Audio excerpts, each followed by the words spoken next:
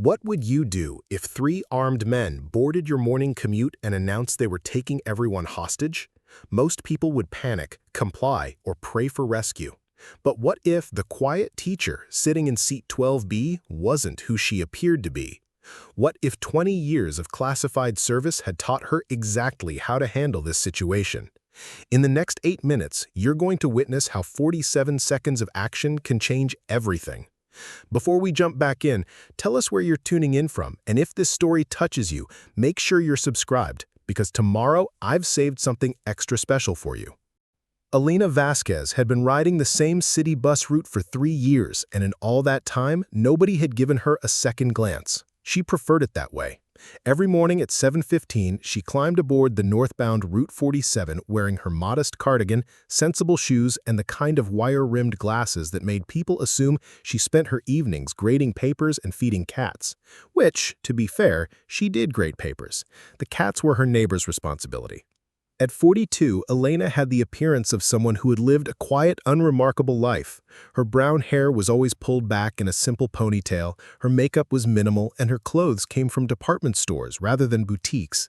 When people bothered to notice her at all, they saw exactly what she wanted them to see: a middle school science teacher who took public transportation because she couldn't afford car payments on her modest salary. They had no way of knowing that Elena Vasquez had spent the previous 20 years as a member of the Army's most classified Special Operations Unit, that she had conducted missions in 17 different countries under covers so deep that even her military records had been scrubbed clean, that she could speak 6 languages fluently and had been trained in combat techniques that didn't appear in any manual available to the public. Elena's transition from military service to civilian teaching hadn't been easy. After 2 decades of high-stakes operations where split-second decisions meant the difference between life and death, the rhythm of lesson plans and parent-teacher conferences felt surreal. But she had wanted a normal life, a chance to contribute to society in a different way, and working with children had given her a sense of purpose that she hadn't expected to find. The students at Roosevelt Middle School knew her as Ms. Vasquez, the teacher who made science fun with elaborate experiments and who never raised her voice even when dealing with the most disruptive 8th graders. Her colleagues saw her as reliable but reserved, someone who kept to herself and never participated in office gossip. The administration valued her because she never missed work, never complained about additional duties, and had somehow managed to improve test scores in every class she taught. What none of them knew was that Elena's quiet demeanor wasn't shyness or introversion. It was the result of years of training that had taught her to observe everything while revealing nothing. She noticed details that others missed, patterns that others ignored, and threats that others couldn't even imagine. Old habits from her military service died hard, and Elena found herself constantly assessing her environment for potential dangers, even in the mundane setting of a city bus. This particular Tuesday morning started like any other. Elena had arrived at the bus stop at exactly 7:10, carrying her worn leather satchel filled with graded quizzes and the materials for that day's lesson on chemical reactions. The October air was crisp, and she could see her breath as she waited with the usual collection of commuters: office workers checking their phones, college students with oversized backpacks, and the elderly man who always sat in the front seat and read his newspaper aloud to anyone who would listen. When the bus arrived, Elena took her customary seat 12 rows back on the right side. It was a strategic choice, though she would never have explained it that way to anyone who asked. From that position, she had a clear view of both the front and rear exits, could monitor the driver and passengers, and had multiple options for movement if the situation required it. To everyone else, it just looked like she preferred sitting away from the crowds near the front. The bus pulled away from the curb with its usual mechanical wheeze, and Elena settled in for the 20-minute ride to her school.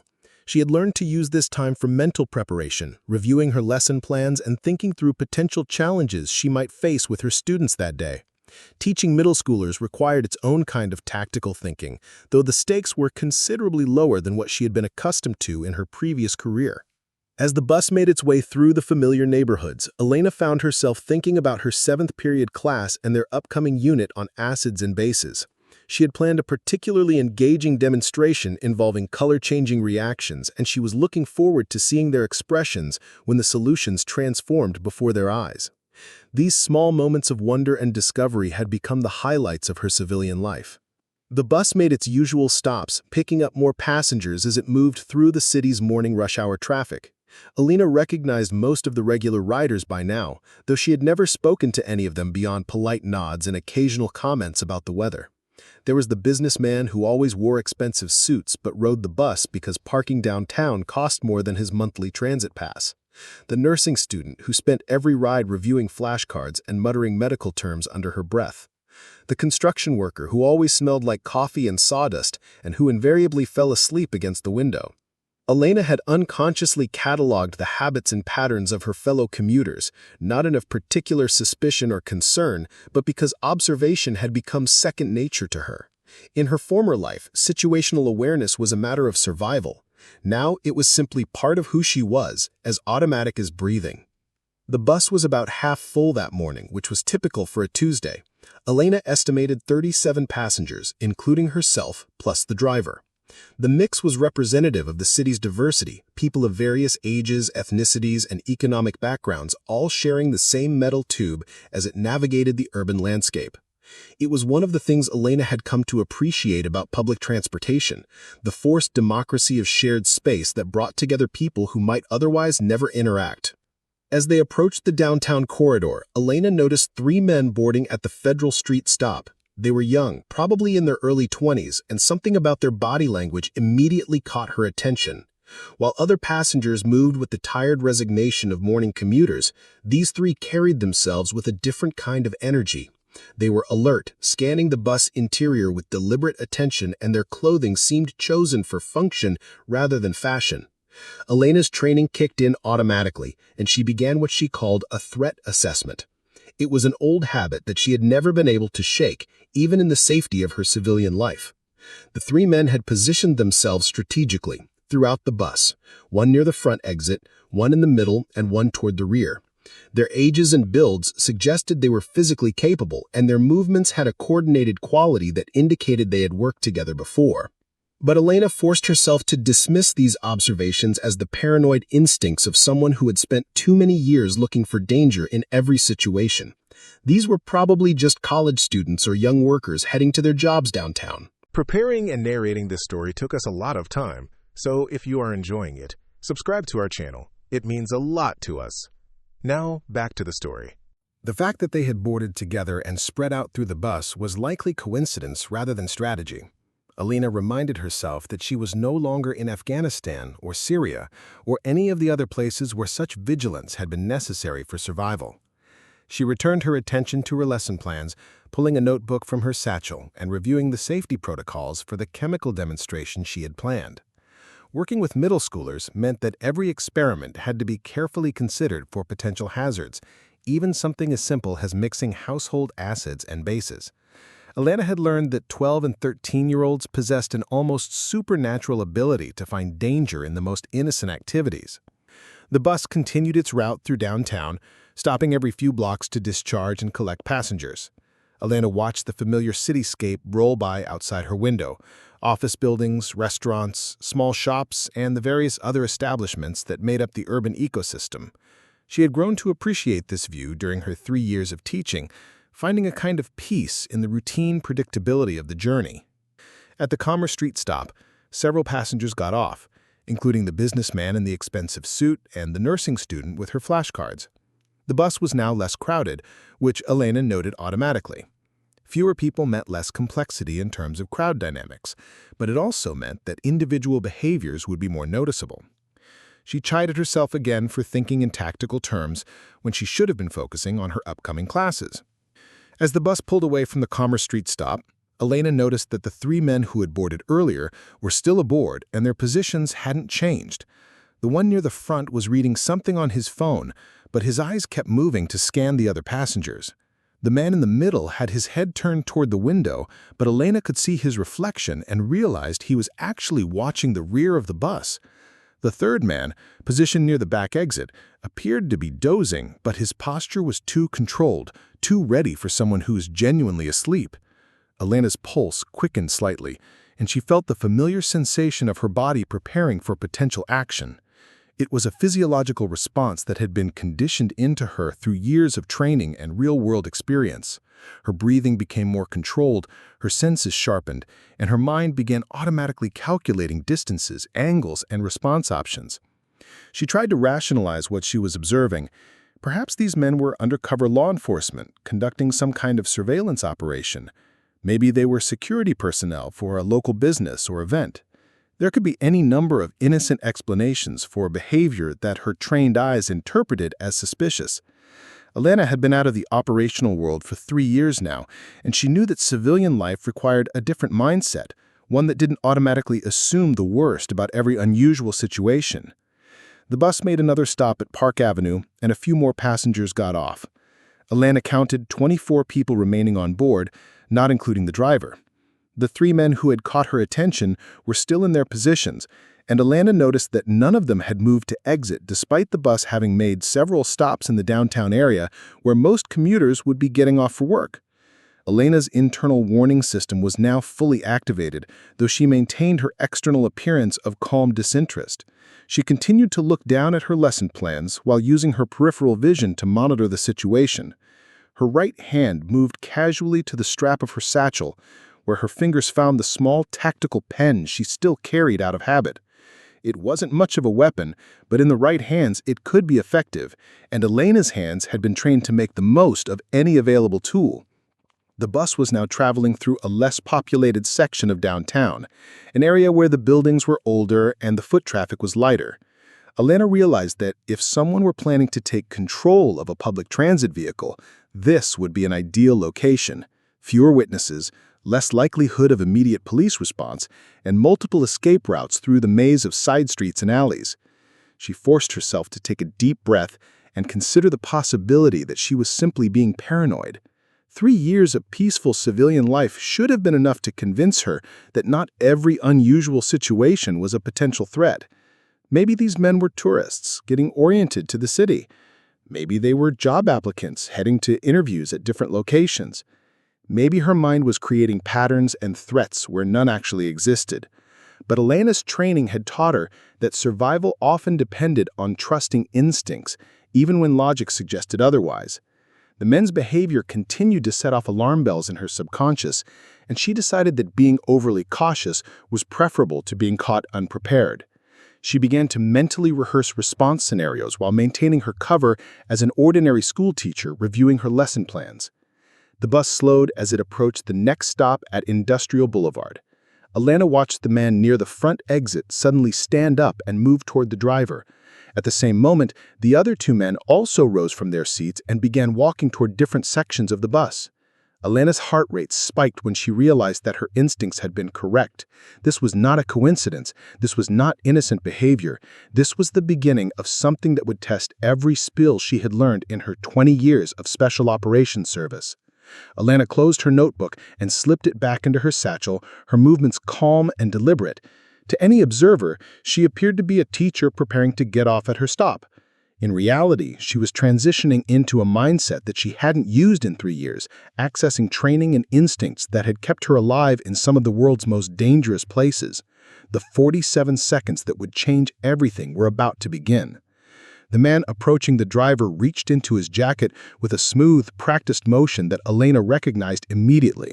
The metallic glint that emerged confirmed her worst fears. The weapon was small, probably a compact pistol, but deadly enough to control a bus full of civilians who had no training for this kind of situation. Elena watched the gunman position himself behind the driver's seat, using the metal barrier and the driver's body as cover while maintaining a clear view of the passengers. His 2 accomplices had moved into flanking positions that gave them overlapping fields of fire throughout the bus interior. These weren't amateurs acting on impulse. Their positioning, timing, and coordination indicated careful planning and possibly previous experience with similar operations. The driver, a heavyset man in his 50s, named Rodriguez according to his identification placard, hadn't yet realized what was happening. He was focused on navigating the morning traffic, occasionally glancing in his mirrors to monitor passenger movement as he had done thousands of times before.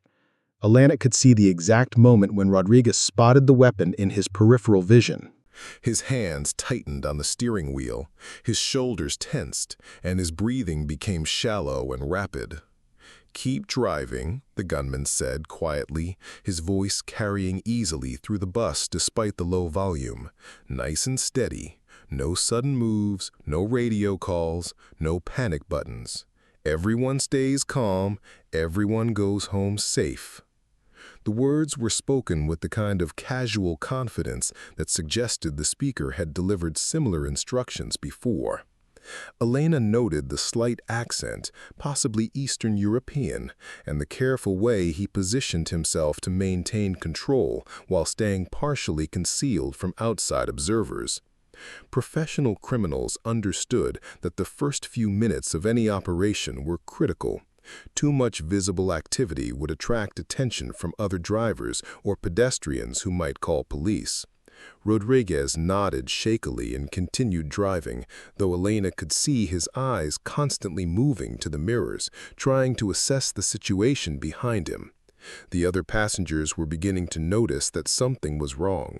Conversations died away as people registered the unusual tension in the air. A few passengers looked around nervously, sensing the change in atmosphere without yet understanding its cause. The second gunman, positioned in the middle of the bus, now revealed his own weapon. He held it low, keeping it partially concealed beneath a newspaper he had picked up from an empty seat. His job was clearly to monitor the passengers and prevent anyone from attempting to escape or call for help.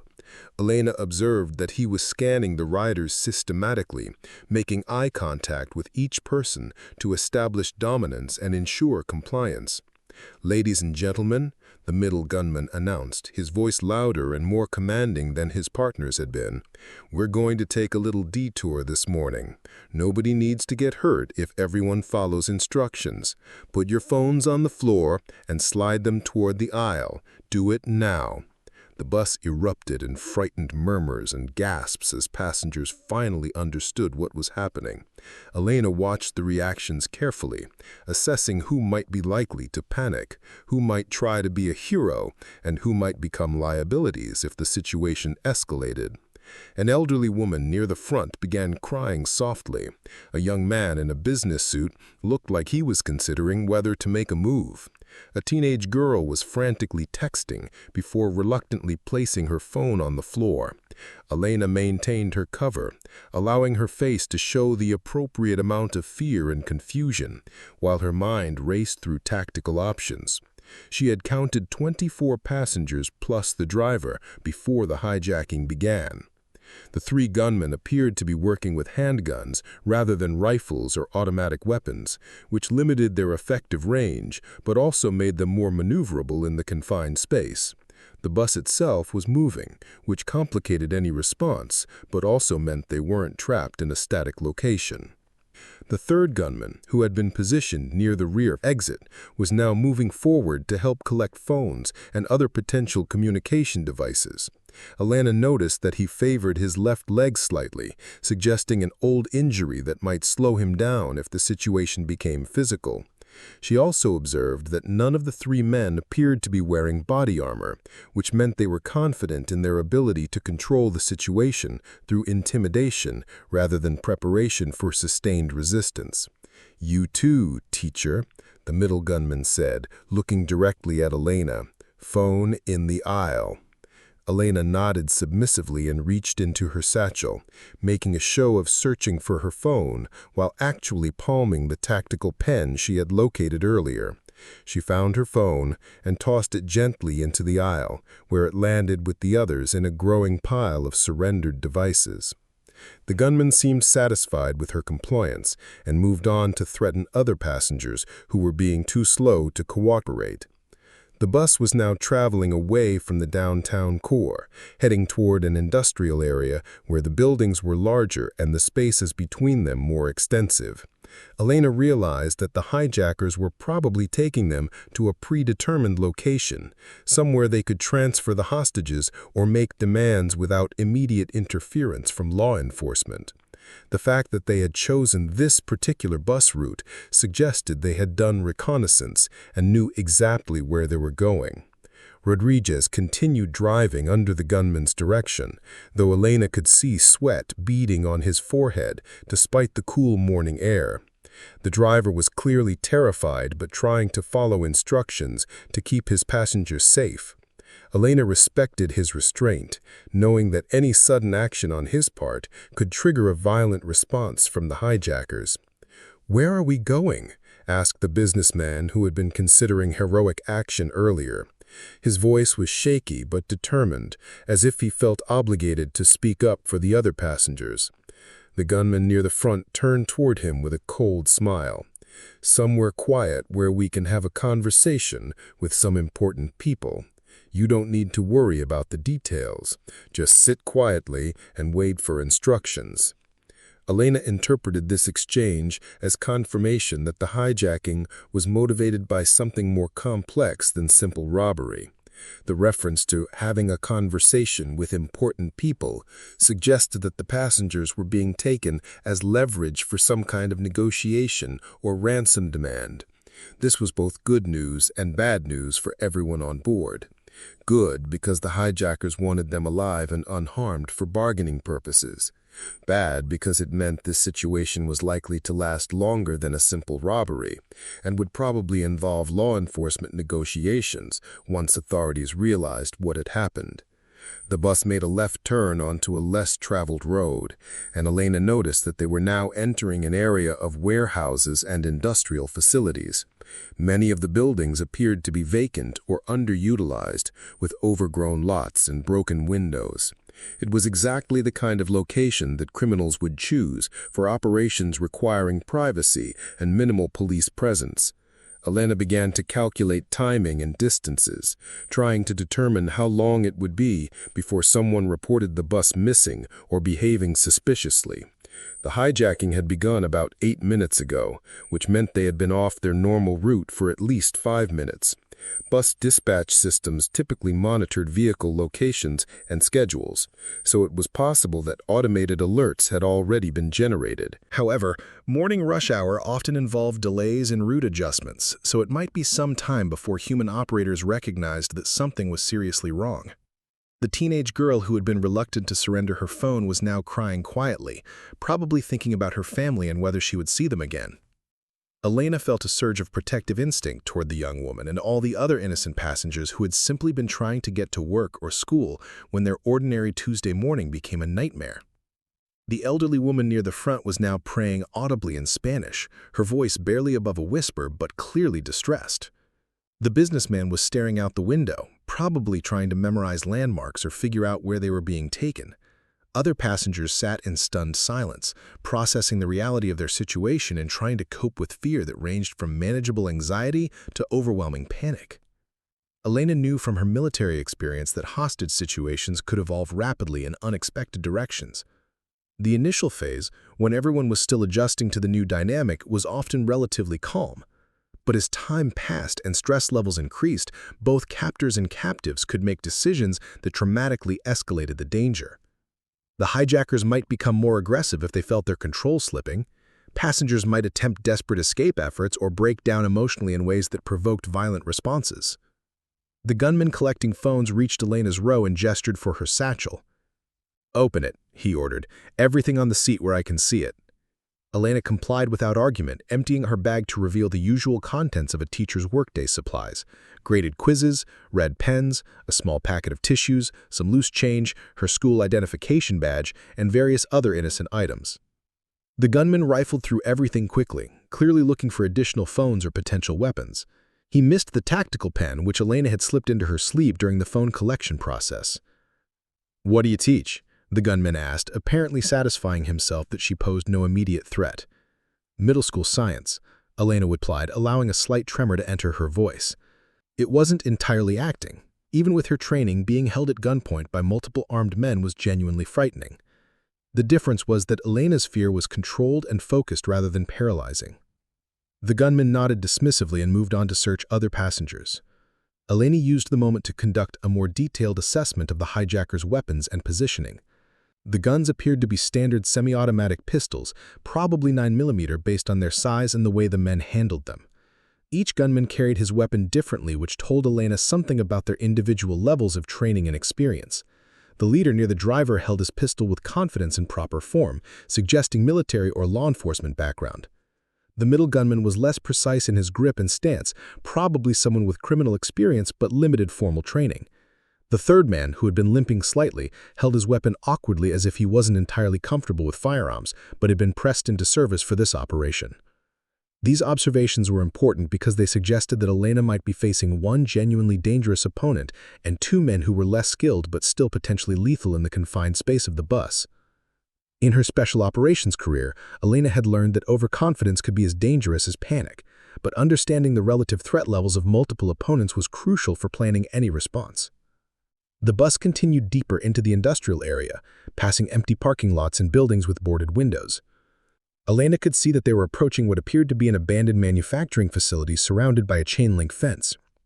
The complex was large enough to hide a bus from casual observation, but isolated enough to prevent interference from witnesses or passers-by. Rodriguez slowed the bus as the lead gunman provided quiet directions for navigating to the facility's entrance. Elena noted that the chain-link gate was already open, which confirmed that this location had been prepared in advance. The level of planning involved suggested that this wasn't a crime of opportunity, but rather a carefully orchestrated operation with specific objectives and probably multiple contingency plans. "Pull around to the back," the lead gunman instructed Rodriguez. "Park next to the loading dock where the bus won't be visible from the road." As they entered the facility grounds, Elena observed several important details about their new environment. The main building was 3 stories tall with multiple entrances and what appeared to be a complex internal layout. There were several other structures on the property, including smaller outbuildings and a water tower that would provide elevated observation positions. Most significantly, she noticed that there were other vehicles already parked behind the building, including what looked like a van and 2 sedans. The presence of additional vehicles suggested that more people were involved in this operation than just the 3 gunmen on the bus. Elena wondered if they were about to encounter additional captors or if the extra vehicles were intended for moving hostages or making escapes. Either possibility complicated the tactical situation significantly. Rodriguez brought the bus to a stop in the designated location, and Elena could see that they were now completely hidden from view of the main road. The isolation was both good and bad for the hostages. It meant that rescue attempts would be more difficult to coordinate, but it also meant that the hijackers might feel less pressure to resolve the situation quickly through violence. "Engine off," the lead gunman ordered, "hands on the steering wheel where I can see them." Rodriguez complied and the bus settled into silence except for the quiet sobbing of several passengers and the sound of traffic from the distant highway. Elena used the momentary calm to finalize her assessment of the situation and begin formulating response options. She estimated that they were now approximately 15 minutes from the downtown area where the hijacking had begun. Law enforcement might already be aware that something is wrong, or it might be another hour before anyone realized that bus route 47 had disappeared with its full load of passengers. The abandoned facility appeared to be well chosen for avoiding immediate detection, but it also meant that any resolution would have to come from within rather than external rescue. Elena's military training had included extensive work on hostage situations from both sides of the equation. She had participated in rescue operations and had also been trained to survive as a captive if missions went wrong. The key principles were patience, observation, and waiting for the right moment to act. Premature action could get innocent people killed, but waiting too long could allow situations to deteriorate beyond recovery. The teenage girl was still crying, and Elena wished she could offer some comfort or reassurance, but maintaining her cover as an ordinary teacher was crucial for any chance of eventual action. If the hijackers suspected that she had military training, they would watch her more carefully and probably restrain her movements in ways that would eliminate her tactical advantages. The lead gunman was now speaking quietly into a radio or phone, apparently reporting their successful arrival at the designated location. Elena couldn't make out the words, but his tone suggested that everything was proceeding according to plan. The other 2 gunmen maintained their positions, watching the passengers, though Elena noticed that their initial alertness was beginning to fade slightly as the adrenaline of the hijacking operation wore off. This was exactly the kind of psychological transition that Elena had been trained to recognize and exploit. Criminal operations typically involved intense preparation and execution, followed by periods of relative calm where attention to detail could slip. The challenge was determining when such a moment might provide an opportunity for action without creating greater danger for the innocent passengers. Outside the bus, Elena could hear voices and movement, suggesting that the additional personnel she had suspected were indeed present. This meant that any response would have to account for unknown numbers of additional hostiles with unknown capabilities and positions. The tactical complexity was increasing, but Elena's training had prepared her for exactly these kinds of multivariable scenarios.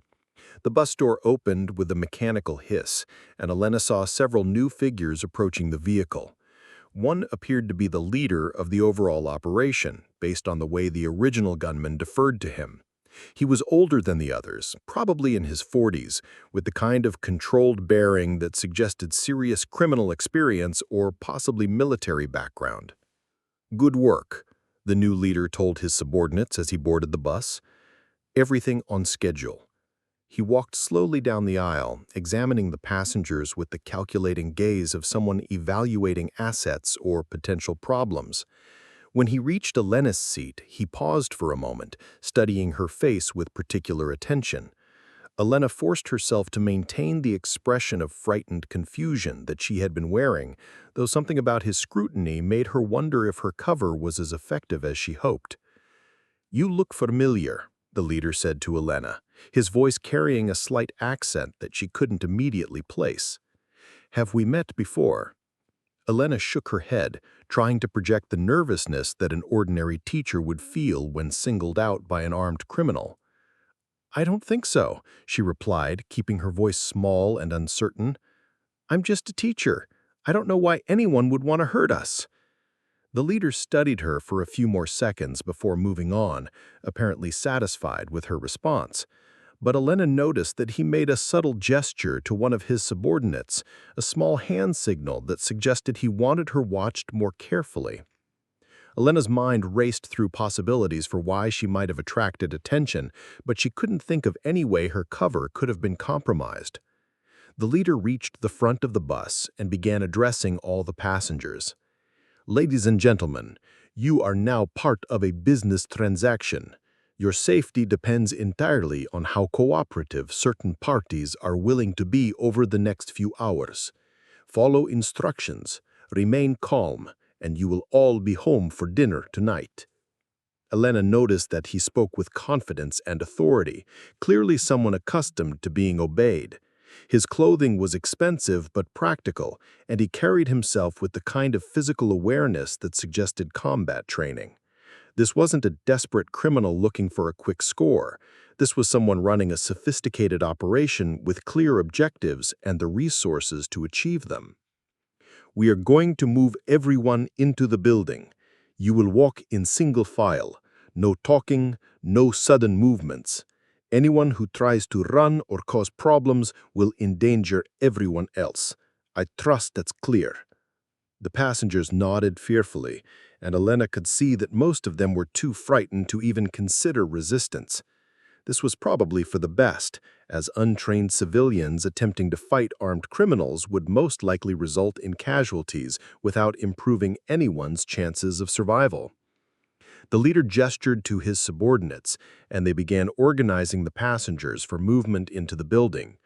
Elena found herself in the middle of the group, which was tactically advantageous because it gave her opportunities to observe both the layout of the facility and the positions of the various hostiles. She counted at least 6 armed men total, though there might be others positioned where she couldn't see them. As they walked toward the building entrance, Elena memorized everything she could about the facility's external features. The main building had multiple levels, with what appeared to be offices on the upper floors and manufacturing space below. There were several potential entrance and exit points, though most appeared to be secured or blocked.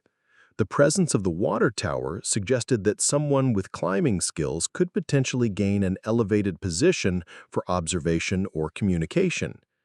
The interior of the building was dimly lit and filled with abandoned machinery and equipment.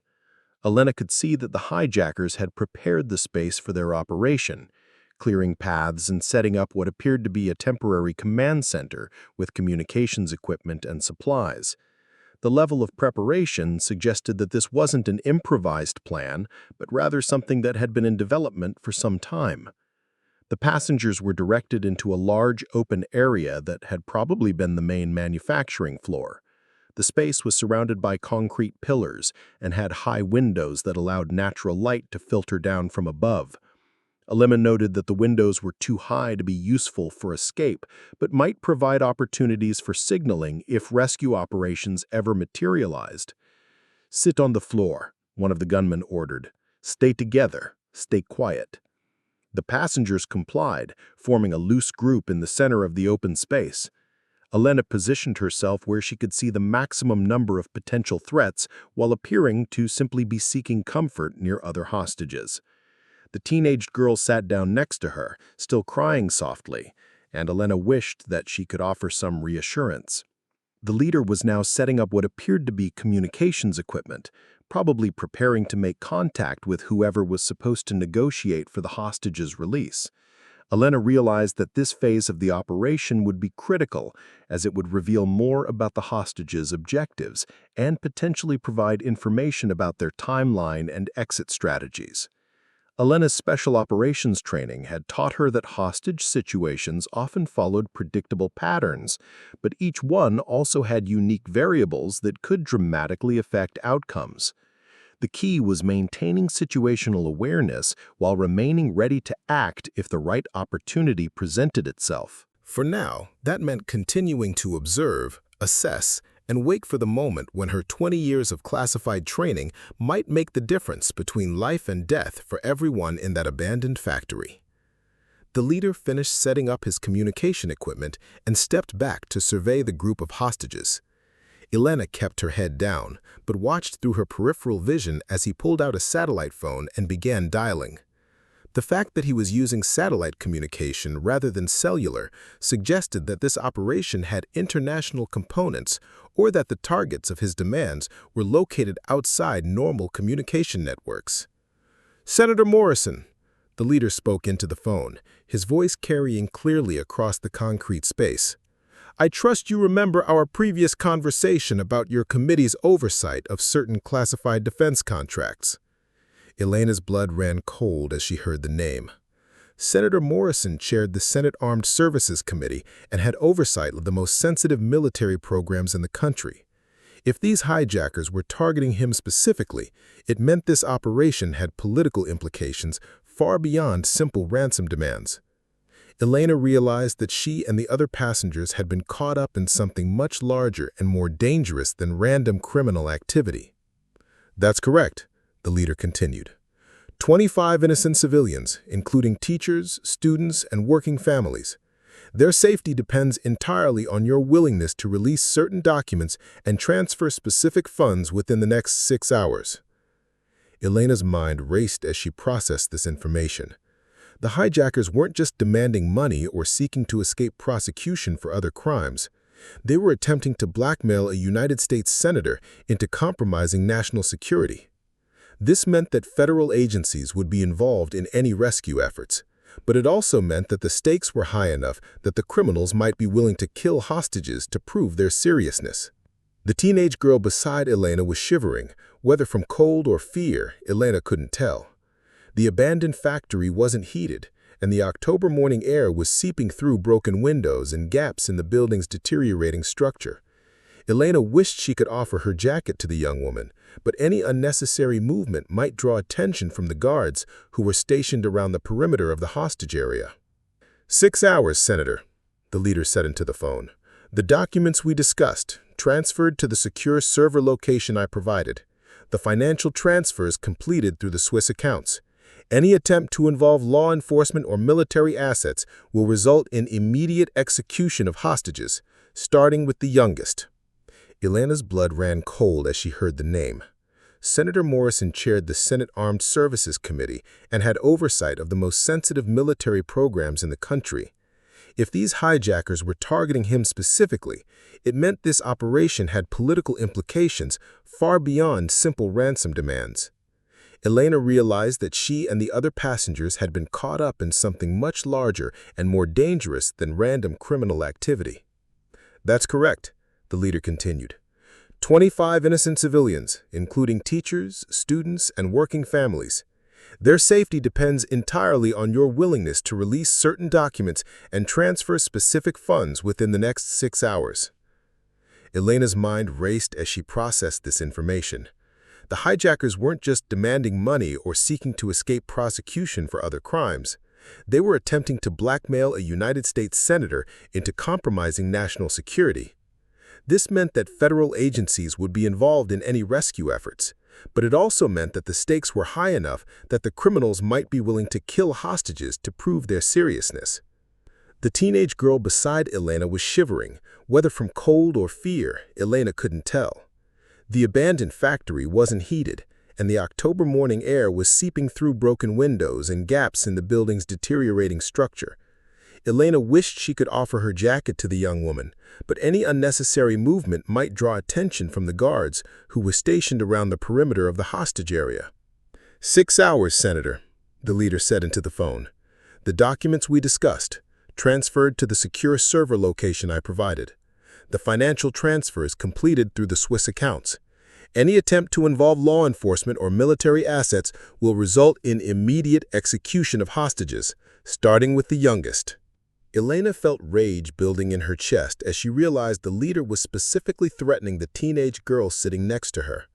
20 years of military service had taught Elena to control her emotions during operations, but the casual way this man discussed murdering innocent people tested every limit of her professional discipline. She forced herself to remain motionless and maintain her cover, knowing that premature action could make the situation worse for everyone. The leader ended his call and walked over to where his subordinates were positioned. Elena could hear fragments of their conversation as they discussed timing, security protocols, and contingency plans. One of the men mentioned something about the backup extraction site and disposing of evidence, which Elena interpreted as preparation for killing the hostages if their demands weren't met. Elena began calculating odds and assessing options with the cold precision that had kept her alive during 2 decades of high-risk operations. 6 armed men that she had identified, possibly more positioned outside the building or in areas she couldn't observe. 24 civilian hostages who would panic and become obstacles in any confrontation. A large, complex building with multiple levels and numerous potential hiding spots for additional threats. Under normal circumstances, Elena would have recommended waiting for professional rescue teams with proper equipment, coordination, and backup support. But these weren't normal circumstances. The political nature of the demands meant that negotiations might fail, and she had heard enough of the leader's conversation to believe that he was serious about executing hostages. Elena realized that she might be the only person in this building with the training and experience necessary to prevent a massacre. The guards were beginning to relax slightly as the initial tension of securing the hostages faded into routine monitoring. Elena noticed that 2 of the 6 men had moved to positions where they were watching the building's entrances rather than the hostages themselves. The remaining 4 were spread around the manufacturing floor, but their attention was divided between watching the prisoners and listening to their leader's ongoing communications. Elena's assessment of the guards' capabilities hadn't changed since her initial observations on the bus. The leader was clearly the most dangerous, with professional bearing and weapons handling that suggested serious training. 2 of his subordinates appeared competent, but not exceptional. The remaining 3 seemed to be muscle rather than skilled operatives, present more for intimidation than tactical capability. The tactical pen concealed in Elena's sleeve wasn't much of a weapon against 6 armed men, but her special operations training had emphasized using whatever tools were available rather than waiting for ideal conditions. More importantly, Elena knew that the element of surprise and superior training could overcome significant numerical disadvantages if applied correctly and at the right moment. Elena began what her instructors had called environmental assessment, cataloging every feature of the manufacturing floor that could be useful in a confrontation. The concrete support pillars were thick enough to provide cover from small arms fire. Abandoned machinery created obstacles and concealment opportunities. Overhead catwalks and equipment could potentially be reached by someone with climbing skills.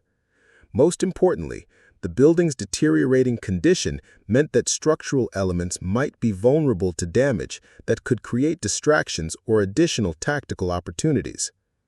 The leader finished another call and walked over to where his subordinates were positioned. "Ladies and gentlemen," he announced, "your government is being somewhat slow to appreciate the seriousness of your situation. We're going to provide them with additional motivation."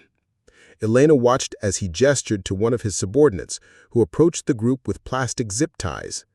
Elena realized they were planning to restrain the hostages more securely, which would eliminate any possibility of the civilians helping themselves if rescue opportunities arose. More concerning, restraining the hostages suggested that the criminals were settling in for a longer operation, which increased the likelihood that stress and impatience would lead to violence. "We're going to secure everyone more comfortably," he said with false concern. "Hands behind your backs, please." Elena's mind raced through options as she watched other hostages being zip-tied. Once restrained, her ability to take action would be severely limited. She needed to act before they reached her, but timing was critical. Moving too early would alert all 6 guards and probably result in immediate retaliation against other hostages. Moving too late would mean losing her only chance to intervene.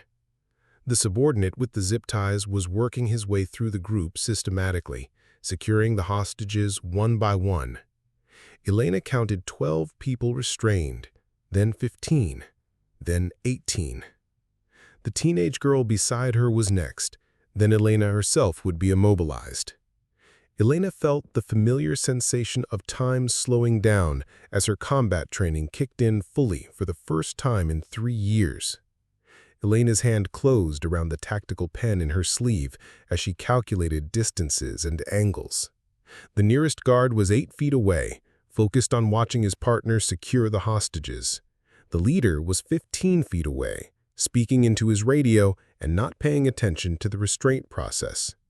2 other guards were positioned near the building's entrances, too far away to intervene immediately. The remaining 2 guards were on the opposite side of the manufacturing floor, also out of immediate range. The subordinate reached the teenage girl and roughly pulled her hands behind her back. Elena could see tears streaming down the young woman's face as the zip tie was tightened around her wrists. The man moved toward Elena next, zip tie ready, focused on his task and not expecting any resistance from a middle school science teacher. Elena waited until he was within arm's reach and beginning to reach for her hands. Then she moved with the speed and precision that had made her one of the military's most elite operatives. Elena's left hand shot up and grabbed the subordinate's wrist, pulling him off balance while her right hand drove the tactical pen into the nerve cluster just below his elbow. The man's grip on his weapon loosened immediately as his arm went numb, and Elena continued her motion by pivoting and driving her shoulder into his chest, sending him stumbling backward into one of the concrete support pillars. The entire sequence took less than 2 seconds, but it was enough to shift the dynamics of the entire situation. Elena rolled away from the group of hostages and came up in a combat crouch behind another support pillar as the guards began reacting to the sudden violence. "Gun!" shouted the nearest guard, swinging his weapon toward Elena's position. But she was already moving again, using the industrial machinery and support pillars as cover while she advanced toward a better tactical position. Elena's muscle memory from hundreds of combat scenarios was taking over, her body moving with practiced efficiency while her mind calculated options and threats. The leader was shouting orders to his subordinates, trying to coordinate their response to Elena's unexpected assault. "She's military. Spread out and contain her. Don't let her reach the exit." Elena smiled grimly as she heard the confirmation that her cover had been blown. It didn't matter now. Her only chance of saving the hostages was to eliminate the guards before they could regroup and start executing prisoners. Elena reached an abandoned milling machine and used it as cover while she assessed the new tactical situation. 2 guards were moving to flank her position from opposite sides, while the leader and another subordinate were advancing directly toward her last known location. The remaining 2 guards had been ordered to watch the hostages and prevent any of them from escaping during the confusion. Elena realized that she had perhaps 30 seconds before the guards coordinated their movements effectively enough to trap her in crossfire. Elena's special operations training had included extensive work on what instructors called asymmetric engagements, situations where a single operator faced multiple opponents in close quarters. The key principles were mobility, misdirection, and eliminating opponents one at a time rather than trying to fight them all simultaneously.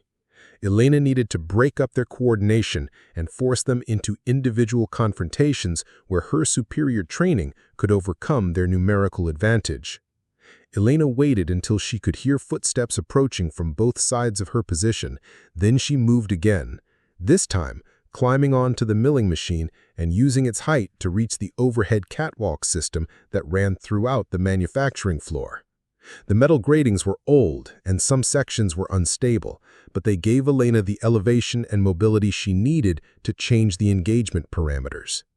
The guards looked up in surprise as Elena appeared above them, and she took advantage of their momentary confusion to drop down onto the nearest one, driving her knees into his shoulders and sending him crashing to the concrete floor.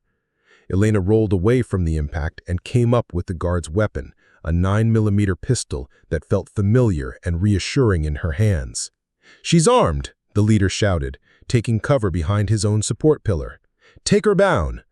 Elena used the industrial machinery as a maze of cover and concealment, moving constantly to prevent the remaining guards from getting clear shots while she looked for opportunities to eliminate them one by one. Her 20 years of combat experience were evident in every movement as she flowed between cover positions with the fluid grace of someone who had survived similar situations many times before. The tactical situation was improving, but Elena knew that time was working against her. The longer the confrontation continued, the more likely it was that one of the guards would panic and start shooting hostages out of desperation or revenge. Elena needed to end this quickly and decisively. Elena spotted one of the flanking guards moving to intercept her next position and decided to take the fight directly to him rather than continuing to evade. She waited until he was committed to his movement, then stepped out of cover and engaged him with precise, controlled fire that dropped him before he could return effective shots. The sound of gunfire in the enclosed space was deafening, and Elena could hear several of the hostages screaming in terror. She felt terrible about adding to their fear, but eliminating the guards was the only way to guarantee their safety. Elena moved again before the remaining guards could coordinate return fire, using a combination of the overhead catwalks and ground-level machinery to maintain her mobility advantage. The leader was proving to be as dangerous as Elena had assessed, moving with tactical awareness and firing discipline that suggested serious military background. He was coordinating his remaining subordinates effectively, trying to drive Elena into a position where they could concentrate their fire and overwhelm her. Elena realized that she needed to eliminate him first if she wanted to break up their remaining coordination. Elena worked her way around the perimeter of the manufacturing floor, using abandoned equipment and support structures to mask her movements while she maneuvered for a clear shot at the leader. She could hear him talking quietly to his remaining men, positioning them to cut off her escape routes and force her into an untenable position. The opportunity came when the leader moved to reposition one of his subordinates who wasn't responding to verbal commands. Elena had a clear line of sight for approximately 3 seconds as he crossed between two pieces of equipment, and she took the shot with the precision that had made her one of the military's most effective snipers. The leader dropped immediately, and Elena could see the remaining guards' coordination collapse as they lost their primary source of leadership and tactical direction. Without someone telling them what to do, the surviving subordinates began making individual decisions that worked against each other rather than supporting their collective efforts. Elena pressed her advantage, moving aggressively against the disorganized guards and using their confusion to eliminate them before they could regroup or threaten the hostages. The confrontation that had begun less than 5 minutes earlier was effectively over, though Elena continued moving and clearing the building to ensure that no additional threats remained hidden. When Elena was satisfied that all immediate threats had been neutralized, she approached the group of hostages who were still zip-tied and terrified by the sudden explosion of violence they had witnessed. The teenage girl was staring at Elena with a mixture of awe and fear, clearly struggling to reconcile the mild-mannered teacher she had been sitting next to with the lethal operative who had just eliminated 6 armed men. "It's okay," Elena said gently, kneeling beside the girl and using a knife taken from one of the guards to cut through her restraints. "You're safe now. I'm going to get everyone free and call for help." Elena worked quickly to free all the hostages while explaining that she was going to contact law enforcement and that rescue personnel would be arriving soon. She found the leader's satellite phone and used it to call federal authorities, identifying herself with codes and clearances that she hadn't used in 3 years, but that immediately connected her to high-level emergency response systems. "This is Elena Vasquez, former designation Delta 77, she said into the phone. "I have 24 civilian hostages secured at an abandoned manufacturing facility approximately 15 miles northeast of downtown. Multiple hostiles neutralized. Requesting immediate extraction and medical support." The response was immediate and professional, with federal agents who recognized Elena's former classification and understood that they were dealing with someone whose word could be trusted completely. Elena provided precise coordinates and situation details while continuing to comfort the traumatized hostages and secure the facility against any possible additional threats. Rodriguez, the bus driver, was among the most shaken of the hostages, probably because he felt responsible for his passengers' safety and hadn't been able to protect them from the hijacking. Elena took a moment to reassure him that he had done everything correctly and that his cooperation had probably saved lives by preventing the situation from escalating during the initial takeover. The elderly woman who had been praying during the hijacking approached Elena with tears in her eyes. "Are you really a teacher?" she asked. Elena smiled and nodded. "Yes, ma'am. I teach 7th grade science at Roosevelt Middle School. I used to have a different job, but now I help kids learn about the world."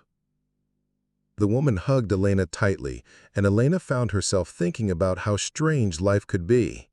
3 years ago, she had been conducting classified operations in foreign countries, working to protect national security in ways that she could never discuss with anyone.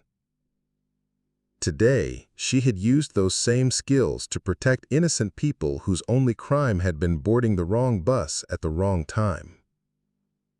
Federal agents arrived within 20 minutes, followed by medical personnel, crisis counselors, and a small army of officials from various agencies who needed to document what had happened and assess the implications of the attempted blackmail scheme. Elena found herself debriefed by investigators who were clearly impressed by her tactical performance, but also concerned about the political ramifications of the operation. The investigation revealed that the hijacking had been organized by a network of international criminals who had been attempting to extort classified information and defense contract details from Senator Morrison for several months. The bus hijacking had been their escalation after previous threats had been ignored, and Elena's intervention had probably prevented a significant breach of national security as well as saving the lives of the hostages. Elena learned that the leader had indeed been a former military officer from an Eastern European country, discharged for criminal activities and subsequently recruited by organized crime networks that specialized in political extortion and industrial espionage. His subordinates had been a mixture of career criminals and desperate men recruited for their willingness to participate in violent operations. The teenage girl, whose name was Maria Santos, stayed close to Elena throughout the debriefing process and eventually asked if she could visit Elena's classroom sometime to learn more about science. Elena was touched by the request and realized that even in the aftermath of trauma, young people were capable of remarkable resilience and curiosity. 3 days later, Elena was back in her classroom teaching her 7th period students about chemical reactions. The planned demonstration with color-changing solutions proceeded exactly as she had envisioned, and her students were appropriately amazed by the transformations they observed. None of them knew that their quiet science teacher had recently saved 24 lives using skills learned during 2 decades of classified military service. The incident had been reported in the media, but Elena's role had been described simply as a federal employee with relevant training who had assisted in resolving the situation. Her former special operations background remained classified, and Elena preferred it that way. She had chosen teaching because she wanted to contribute to society in a peaceful, constructive manner, and she saw no reason why her students needed to know about her previous career. However, Elena did notice some changes in her daily routine following the hijacking. She found herself paying even more attention to her surroundings during her morning commute, though this time it was more about appreciation than threat assessment. She had been reminded of how precious ordinary life could be and how much she valued the opportunity to help young people learn and grow. Elena also discovered that her experience as a hostage had given her new insights into teaching students who were dealing with trauma or difficult circumstances in their own lives. She became more attuned to signs of stress or fear in her students and worked to create classroom environments where they felt safe and supported. The bus route returned to normal operation within a week, though Rodriguez had requested reassignment to a different route because the memories were too difficult for him to handle. Elena understood his decision completely and made sure to send him a note thanking him for his professionalism during the crisis. Maria Santos did indeed visit Elena's classroom a month later, bringing her mother and younger brother to meet the teacher who had saved her life. Elena was pleased to see that Maria was recovering well from the trauma and was considering a career in science or engineering. Elena encouraged her interest and promised to provide whatever support she could for Maria's educational goals. During their visit, Maria's mother asked Elena why she had risked her life for strangers. Elena thought about the question seriously before answering. Every person in that building was someone's child, parent, or family member. They were people with dreams and responsibilities and people who loved them. When you have the ability to protect that, you really don't have a choice about whether to act. You just have to make sure you act wisely. Federal agents at Roosevelt Middle School eventually learned that Elena had been involved in the bus incident, though they never learned the full details of her role or background. They simply knew that their quiet science teacher had somehow helped resolve a dangerous situation, and they treated her with the same respectful professionalism they always had. The principal, Dr. Williams, called Elena into his office a few weeks after the incident to ask if she needed additional support or time off to deal with any trauma from the experience. Elena appreciated his concern, but assured him that she was fine and wanted to continue with her normal teaching responsibilities. "You know," Dr. Williams said, "I've always suspected there was more to your background than typical teacher preparation. The way you handle difficult situations, your composure under pressure, your ability to connect with students who have behavioral challenges, you have skills that don't come from education courses." Elena smiled, but didn't elaborate on his observation. "I've had some interesting life experiences," she said. "But what matters now is helping these kids learn science and become responsible citizens." Dr. Williams nodded, apparently satisfied with the response. "Well, whatever your background, we're lucky to have you here.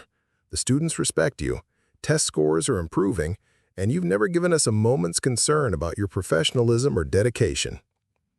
Elena returned to her classroom feeling grateful for the opportunity to contribute to her community in a positive way.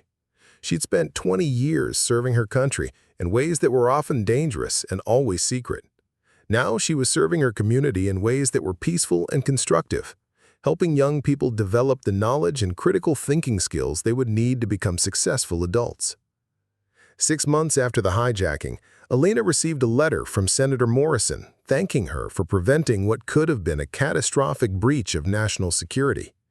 The letter was brief and formal, but it included an invitation to contact his office if she ever needed assistance with anything related to her transition from military to civilian service. Elena filed the letter away without responding, not because she was ungrateful for the recognition, but because she had truly moved on from her previous career and wanted to keep those chapters of her life separate. She was Elena Vasquez, the science teacher now, not Delta 77, the special operations officer. Elena continued riding bus route 47 to work every morning, though she now took a slightly different route that avoided the area where the hijacking had occurred, not because she was afraid, but because she preferred not to be reminded daily of that traumatic experience. Elena had learned to compartmentalize difficult memories during her military career, and she applied those same skills to maintaining her peaceful civilian life. The old bus made the same mechanical sounds it always had, and Elena still used the 20-minute ride to review her lesson plans and prepare for her day of teaching. But now she also took time to appreciate the ordinary miracle of people from different backgrounds sharing space peacefully, traveling to their jobs and schools and appointments without fear or conflict. Sometimes Elena thought about the intersection of her two careers and wondered if her special operations training made her a better teacher, or if her teaching experience might have made her a better operative if she had continued that work. Both roles required understanding human psychology, managing complex situations under pressure, and finding ways to achieve objectives despite obstacles and opposition. Elena decided that the most important lesson from her experience was that skills and training should be used to protect and serve others, regardless of whether that service took place on foreign battlefields or in middle school classrooms. The mission might be different, but the underlying purpose of making the world a safer and better place remained the same. The teenage girl who had sat beside her during the hijacking graduated from high school with honors and received a scholarship to study engineering at a prestigious university. Maria sent Elena a graduation announcement and a note saying that the experience on the bus had taught her that ordinary people could do extraordinary things when circumstances required it. Elena kept Maria's note in her desk drawer next to the commendation letters from her military service. Both represented people she had been able to help, though in very different ways and circumstances. Elena realized that the common thread in her life had always been service to others, whether in uniform or in civilian clothes. Years later, when Elena had retired from teaching and was looking back on both of her careers, she would realize that the bus hijacking had been a perfect bridge between her two very different forms of service. It had required her to use military skills to protect civilian lives, combining the training of her past with the values of her present to create an outcome that honored both. Elena never regretted leaving her special operations career for teaching, and she never regretted using her military training to save the hostages. Both decisions had been made from the same fundamental belief that people with skills and training had obligations to use those abilities in service of others, whether those others were fellow service members in combat zones or strangers on a morning bus route. Elena Vasquez stepped off bus route 47 that Tuesday morning with the same quiet composure she had maintained for 3 years of teaching. But something fundamental had changed inside her. The familiar sounds of Roosevelt Middle School greeting her arrival felt different now, more precious somehow, as if she was hearing them through new ears that understood how quickly ordinary life could transform into extraordinary danger. The main hallway buzzed with its usual pre-class energy as students rushed to their lockers and teachers prepared for another day of education. Elena marched to her classroom carrying the same worn leather satchel, but now she was acutely aware of every person around her, every sound and movement, in ways that reminded her of patrol missions in hostile territory. The hypervigilance would fade with time, she knew, but for now it was impossible to ignore. Dr. Williams intercepted her near the science wing, his expression concerned but respectful. Elena had spoken with him briefly the day before about needing to take some personal time to deal with what he understood to be a traumatic incident involving public transportation. The principal didn't know the full details, and Elena intended to keep it that way. But his genuine care for his staff was evident in his approach. "Elena, I want you to know that if you need more time to process what happened, the district has resources available. Counseling services, additional leave, whatever would help you feel ready to return to your full responsibilities." Elena appreciated his concern more than she could express without revealing details that needed to remain classified. In her military career, debriefing and psychological support after traumatic incidents was standard protocol, but those resources weren't available for her current situation. The federal agents that had handled the aftermath of the hijacking had offered counseling through government channels, but Elena had declined, preferring to handle the transition back to civilian normalcy on her own terms. "Thank you, Dr. Williams," Elena replied. "I'm ready to be here. Sometimes the best way to process difficult experiences is to focus on meaningful work, and these students need consistency and support." Dr. Williams nodded, though I could see that he remained concerned about her welfare.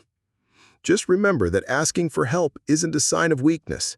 What you experienced would be traumatic for anyone, and there's no shame in taking whatever time you need to heal." Elena assured him that she would reach out if she needed support, then continued to her classroom to prepare for the day ahead.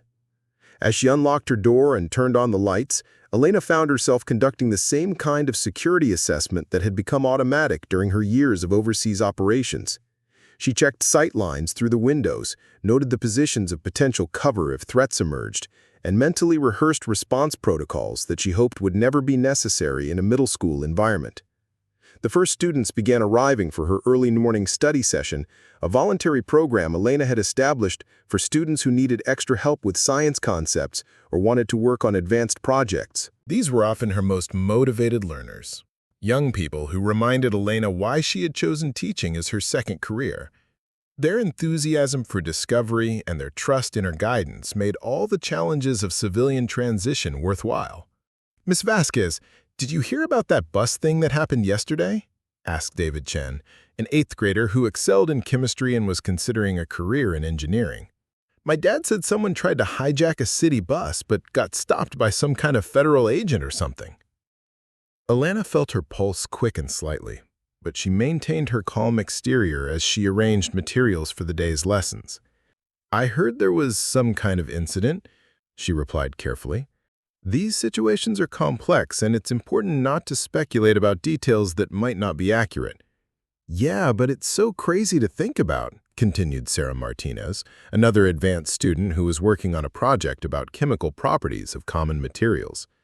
"Like, what if we were on that bus? What would we even do? I mean, how do normal people handle something like that?"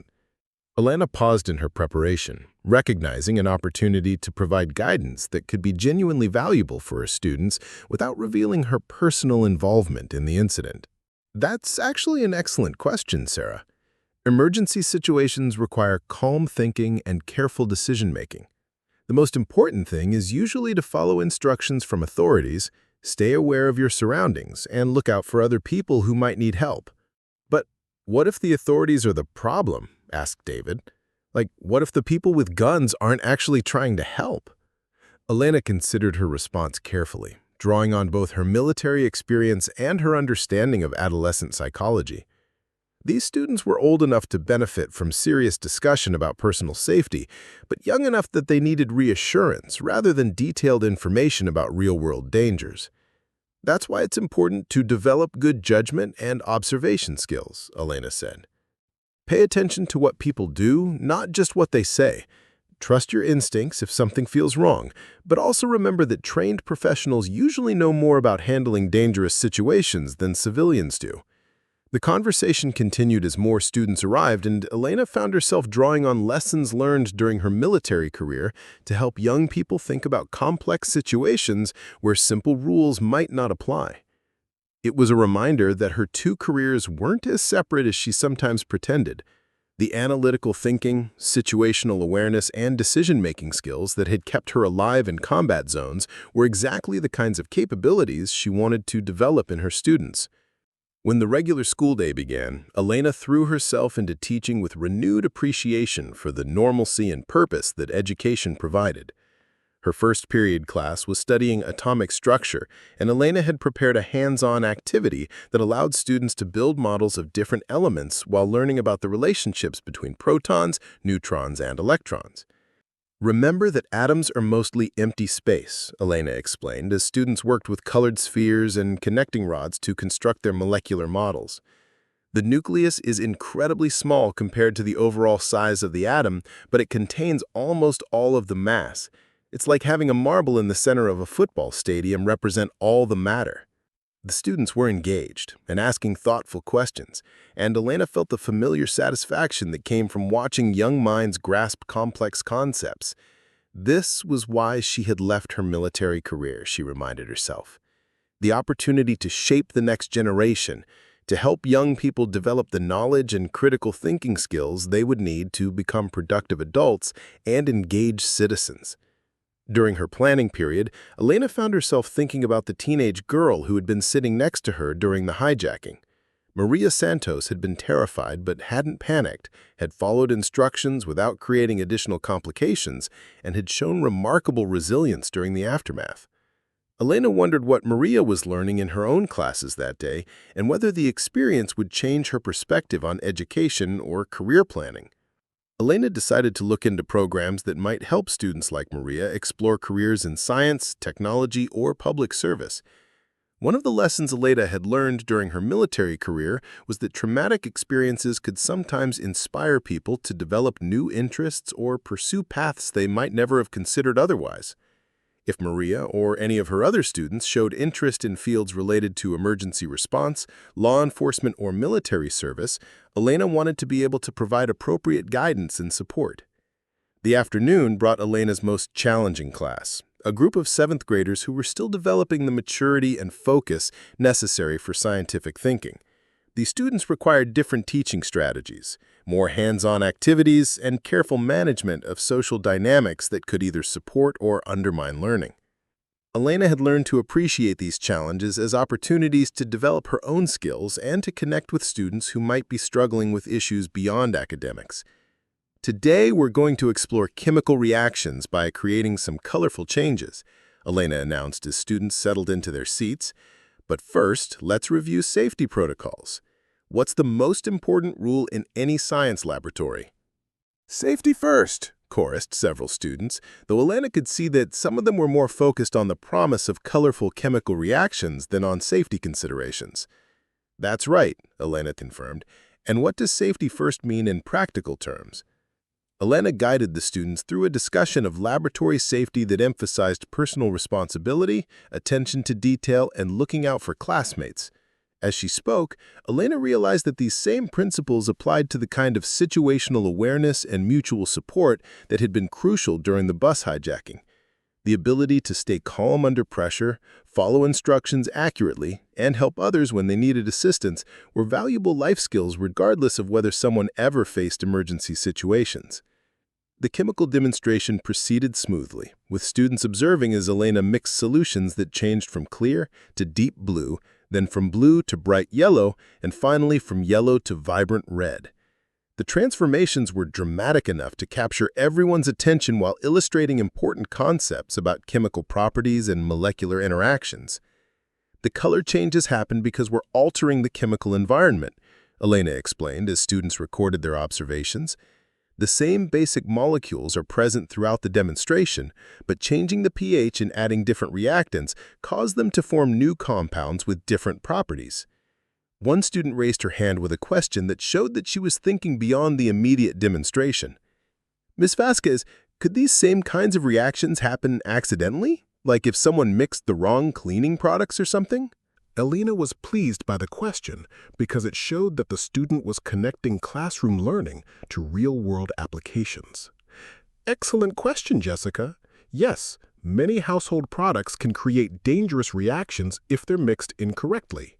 That's why it's important to read labels carefully and never combine different cleaning chemicals. The discussion that followed allowed Elena to address practical safety issues while reinforcing the scientific concepts they were studying. Elena found herself thinking about how military training had taught her to always consider potential dangers and unintended consequences, skills that translated well to teaching students about chemical safety and responsible experimentation. After school, Elena stayed late to prepare materials for the next day's classes and to grade assignments from her advanced students. The building was quiet, except for the sounds of custodial staff and a few teachers working in their classrooms. Elena appreciated the peaceful atmosphere, which allowed her to focus on lesson planning while processing the emotional aftermath of the previous day's events. Elena was reviewing student lab reports when her cell phone buzzed with a text message from an unknown number. The message was brief and professional. "Ms. Vasquez, this is Agent Rodriguez from yesterday. Could we schedule a brief follow-up conversation at your convenience? Nothing urgent, just some paperwork details." Elena stared at the message for several seconds, feeling the familiar tension that always accompanied contact from her former professional world. She had hoped that her involvement in the bus incident would be completely resolved after the initial debriefing, but she understood that federal investigations often required additional documentation and clarification. Elena texted back that she would be available for a phone call that evening after 7 p.m. The remainder of her afternoon was productive but distracted as Elena wondered what additional information the federal agents might need. She hoped it was simply routine documentation rather than indication that the investigation had uncovered complications or connections that might require her continued involvement. Elena had worked hard to establish clear boundaries between her military past and her civilian present, and she wanted to maintain those boundaries as much as possible. Elena drove home through the same neighborhoods she had been traveling when the hijacking occurred, but this time she took a different route that avoided the industrial area where the abandoned factory was located. Not because she was afraid to see the location again, but because she preferred not to be reminded of traumatic events during her daily routine. Elena had learned during her military career that managing exposure to stress and trauma was crucial for long-term psychological health. Elena's apartment was a modest but comfortable space that reflected her transition from military to civilian life. The furniture was functional rather than luxurious, and the decorations included both mementos from her travels during overseas deployments and artifacts from her teaching career. Photos of students at science fairs shared wall space with maps of countries where Elena had served, creating a visual representation of her two very different careers. Elena prepared a simple dinner while reviewing the lesson plans she would need for the rest of the week. Her teaching schedule included a unit test for her advanced students, a new laboratory activity for her 7th graders, and a parent conference for a student who was struggling with the transition from elementary to middle school science. These routine responsibilities felt both mundane and precious after the intensity of the previous day's experience. At exactly 7 p.m., Elena's phone rang with a call from Agent Rodriguez, the federal investigator who had been responsible for coordinating the post-incident documentation. Elena had found him professional and respectful during their initial interactions, and she hoped this follow-up would be similarly straightforward. "Ms. Vasquez, thank you for making time for this call," Agent Rodriguez began. "I want to assure you that this is purely routine follow-up, nothing that should cause you any concern. We've completed most of our analysis of yesterday's incident, and your actions were exemplary throughout." "I appreciate the update, Agent Rodriguez. What additional information do you need from me?" "Actually, the primary purpose of this call is to inform you of some developments that might be relevant to your security and peace of mind," Rodriguez continued. "Our investigation has confirmed that the hijacking was part of a larger international operation, but we've identified and neutralized all the participants. There's no ongoing threat to you or any of the other hostages." Elena was relieved to hear this confirmation, though she assumed that federal resources would be sufficient to investigate and resolve any remaining threats. "What about the political aspects? The attempted blackmail of Senator Morrison?" "That's been resolved as well," Rodriguez replied. "The senator's cooperation with our investigation led to identification of the network behind the operation. Several arrests have been made internationally, and the classified materials they were seeking remain secure." Elena nodded, even though Rodriguez couldn't see her response. This was the outcome she had hoped for when she decided to intervene during the hijacking. Not just the immediate safety of the hostages, but the protection of national security information that could have been damaging if it had fallen into the wrong hands. "There is one other matter I wanted to discuss with you," Rodriguez continued, his tone becoming more formal. Your performance during the incident has been noted by people at very high levels of government. There have been informal inquiries about your availability for consulting work or potential return to federal service. Elena felt her stomach tighten as she processed this information. She had left military service deliberately and definitively, choosing civilian life and teaching as her contribution to society. The idea of being pulled back into the world of classified operations and international conflicts was exactly what she had hoped to avoid by establishing her new career. Agent Rodriguez, I appreciate any recognition of my actions, but I'm committed to my current career in education. I'm not interested in returning to federal service in any capacity. I understand completely, and I want to assure you that there's no pressure or expectation, Rodriguez replied quickly. Your decision to leave federal service was respected then and continues to be respected now. I was simply asked to convey that opportunities would be available if your circumstances or interests ever changed. Elena appreciated his respectful approach, but she wanted to make her position absolutely clear. My circumstances won't be changing, Agent Rodriguez. I'm exactly where I want to be, doing exactly the work I want to do. Teaching is my calling now, and I have no interest in any other career path. Understood and noted, Rodriguez said. In that case, this will be our final contact unless you have questions or concerns that require our assistance. Your file will be marked as closed, and you can expect to return to your normal routine without any further involvement from our agency. Elena thanked Rodriguez for his professionalism and ended the call feeling satisfied that her involvement in the incident was truly concluded.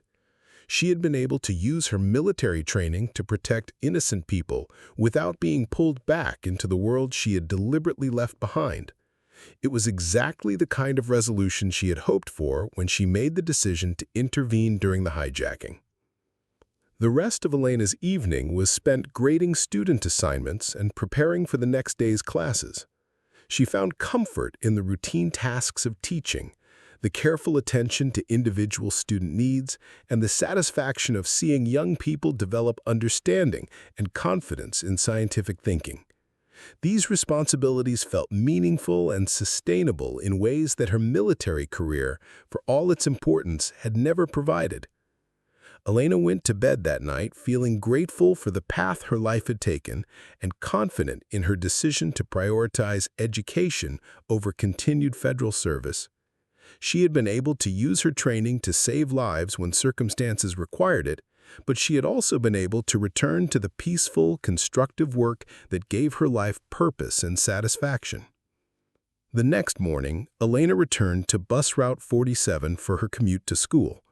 She had considered taking a different route temporarily, but decided that avoiding the bus would be allowing the hijackers to continue affecting her life even after they had been neutralized. Elena boarded the bus at her usual time and took a seat near the back, acknowledging the driver with a polite nod and settling in for the familiar 20-minute journey. The bus was filled with the same mix of commuters she had been traveling with for 3 years, people heading to their jobs and schools and daily responsibilities. Elena recognized several regular passengers, though none of them knew about her role in the previous day's incident. To them, she was still just the quiet teacher who rode the bus to work every morning, and Elena preferred it that way. During the ride, Elena found herself thinking about the lesson plans she had prepared for her students, and the excitement she felt about sharing new scientific concepts with young minds eager to learn. This was the life she had chosen, the contribution she wanted to make to society, and the legacy she hoped to leave through the students she taught and inspired. Elena arrived at Roosevelt Middle School refreshed and ready for another day of teaching. As she walked through the hallways, greeting students and colleagues, Elena felt a deep sense of satisfaction about her place in the world. She had served her country with distinction during 20 years of military service, and now she was serving her community with equal dedication through education. The day's classes proceeded smoothly, with students engaged in learning and Elena finding new ways to make scientific concepts accessible and interesting. During lunch, several colleagues asked about her brief absence the previous day, and Elena simply explained that she had been dealing with a personal matter that required her attention. No one pressed for details, and Elena was grateful for their respectful acceptance of her privacy. Elena's afternoon included a parent conference with Mrs. Patterson, whose daughter Katie was struggling with the transition to middle school science.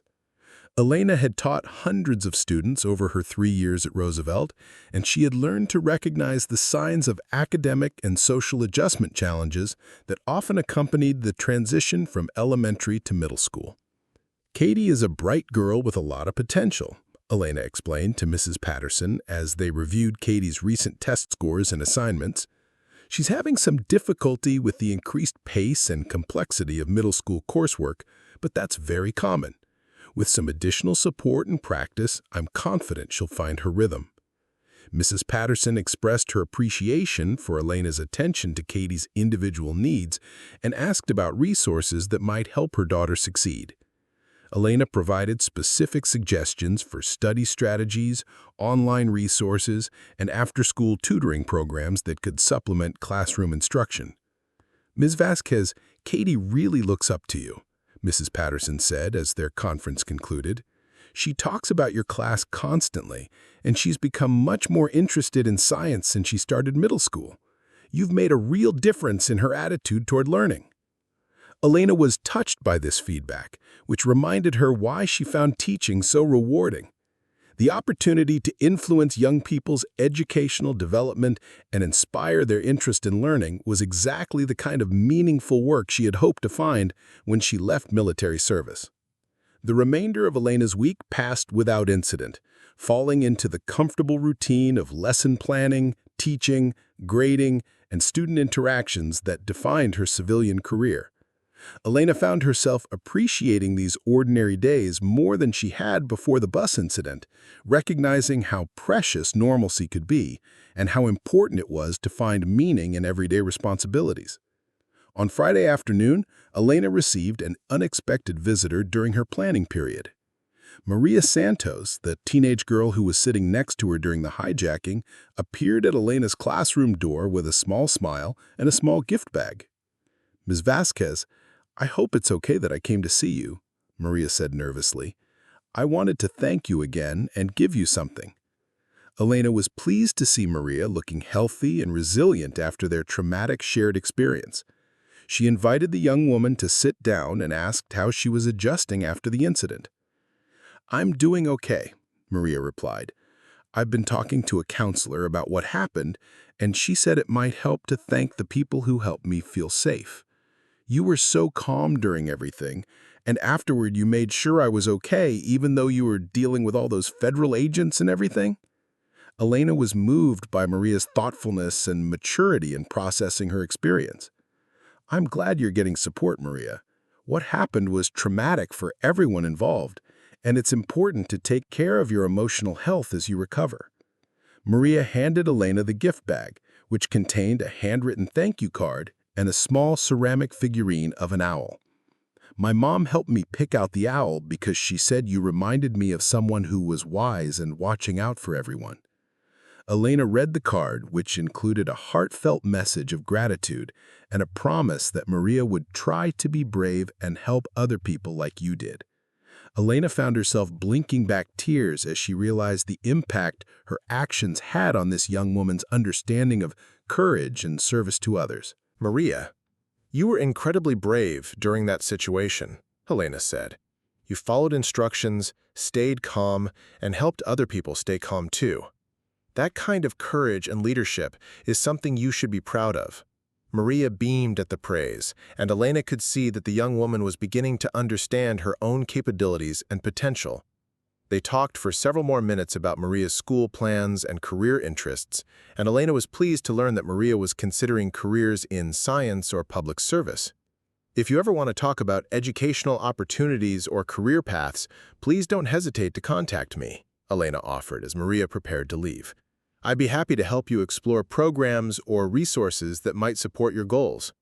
Maria thanked Elena again and left with a confidence in her bearing that hadn't been there when she arrived.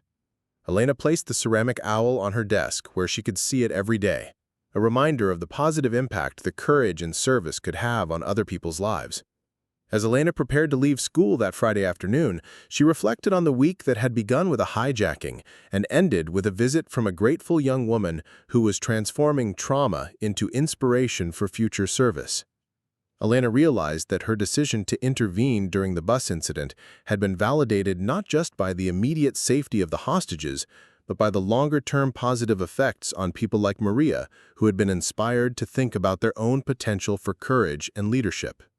Elena's weekend was spent grading papers, preparing lessons for the following week, and enjoying the simple pleasures of civilian life that she had learned to appreciate during her 3 years of teaching.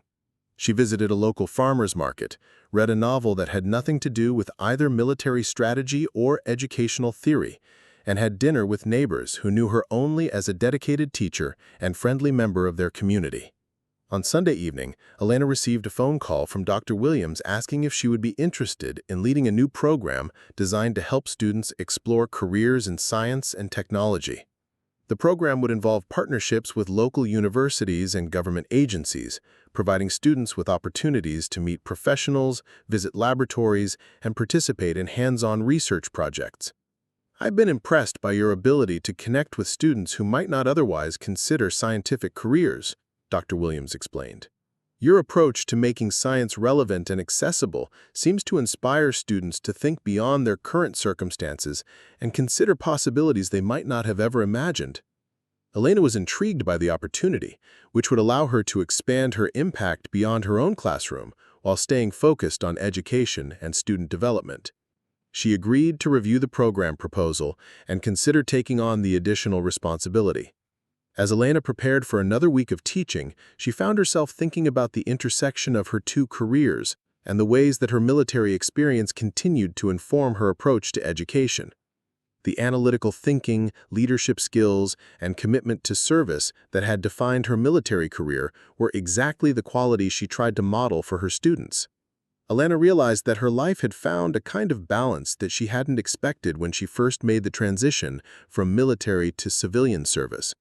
She was able to use her skills and experience to contribute meaningfully to society while pursuing work that felt sustainable and personally fulfilling. The bus incident had reminded her that her military training remained relevant, but it had also confirmed that teaching was the right career choice for this phase of her life. Monday morning brought Elena back to bus route 47 for another week of commuting and teaching. As she boarded the bus and took her seat, Elena thought about all the ordinary people around her, pursuing their daily routines, unaware of how quickly normal situations could become extraordinary. Elena felt a renewed appreciation for the peaceful predictability of civilian life and the opportunity to contribute to her community through education. The bus pulled away from the curb with its familiar mechanical sounds, and Elena settled in for another 20-minute journey to Roosevelt Middle School. She used the time to review her lesson plans and think about the students she would be teaching that day, young people who represented the future and who deserved teachers committed to helping them develop their full potential. Elena's classroom was ready for another day of learning, with materials prepared for demonstrations, assignments graded and ready to return, and lab equipment arranged for hands-on activities.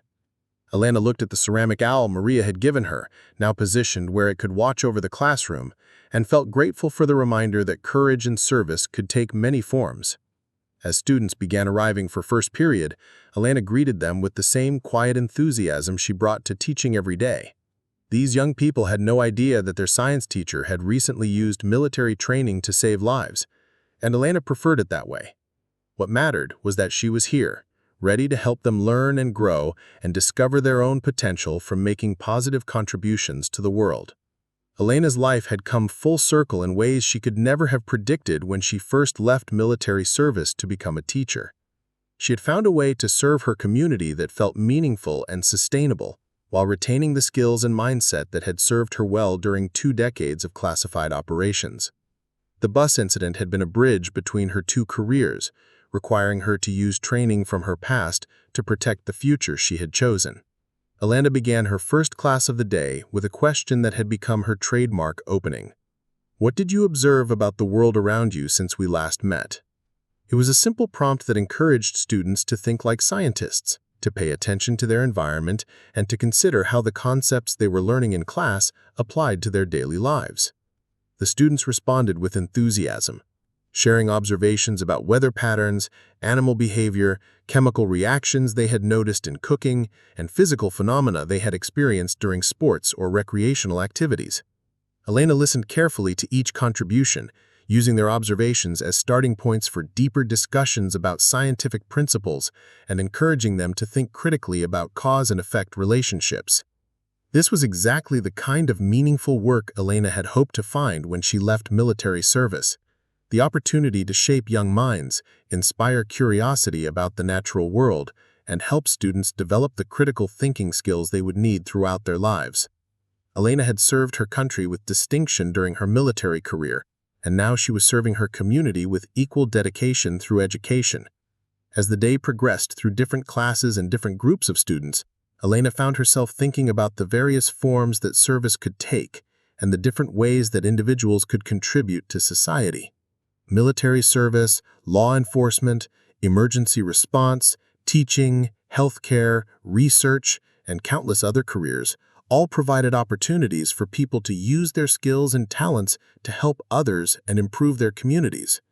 Elena's experience during the bus hijacking had reminded her that preparation and training could be valuable in unexpected situations, but it had also reinforced her belief that the most important form of service was the patient, daily work of helping others develop their own capabilities and potential. Teaching might not involve the dramatic scenarios of military operations, but it required the same commitment to excellence and the same dedication to serving something larger than oneself.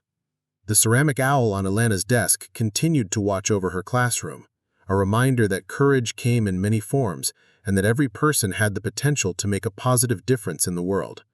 Elena had chosen to make her difference through education, helping young people discover their own capacity for learning, growth, and service to others. Elena had served her country with distinction during her military career, and now she was serving her community with equal dedication through education.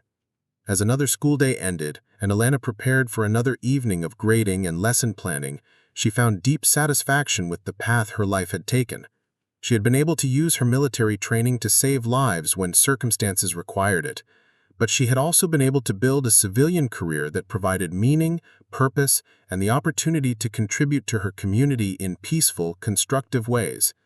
Elena's story was still being written, one day and one student at a time, as she continued the work of teaching and inspiring the next generation of citizens, scientists, and leaders. The bus incident would always be part of her history, but it was not the defining moment of her civilian life. That definition came from the daily work of education, the relationships she built with students, and the positive impact she hoped to have on the future through the young people she taught. Up next, you've got two more standout stories right on your screen. If this one hit the mark, you won't want to pass these up. Just click and check them out.